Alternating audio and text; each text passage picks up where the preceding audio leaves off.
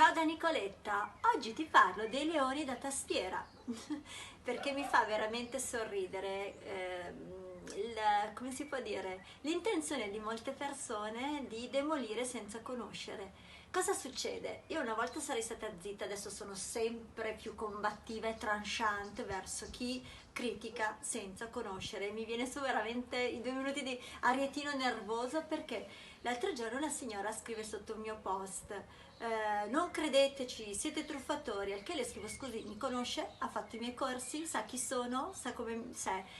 Mi ha mai visto all'opera?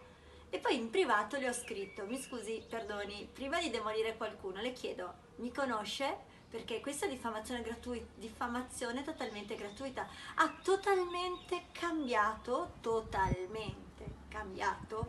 atteggiamento, perché quando le ho detto lei come si permette di diffamare gratuitamente chi non conosce, chiedermi scusa, facciamo pace, mi spieghi dei suoi corsi, mi potrebbero interessare, e io vabbè, lì non, ho lasciato perdere perché non ha senso dare e investire il mio tempo verso chi non merita. Ma pensate quante volte accade di avere chi giudica senza aver sperimentato. Quante volte ti accade di sentire qualcuno che non sa chi sei, non sa cosa fai, non sa come lo fai, non ha mai vissuto qualcosa con te e con la barricata e la barriera della tastiera e della lontananza si permette di dire le cose. Ecco, cosa fare? Io personalmente penso che sia sempre più importante mettere dei confini, mettere dei paletti e mettere al proprio posto chi si permette gratuitamente di inficiare il lavoro altrui. Mi conosci?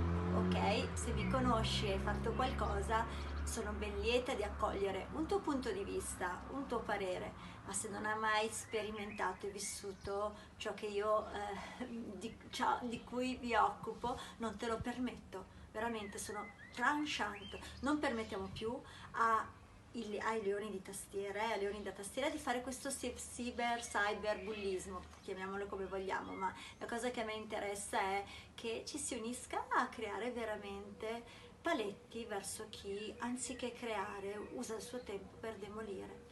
Chi sta creando continua a creare, chi demolisce che continui a demolire, tanto la vita ci penserà. Che ne pensi? Ciao, ciao ciao!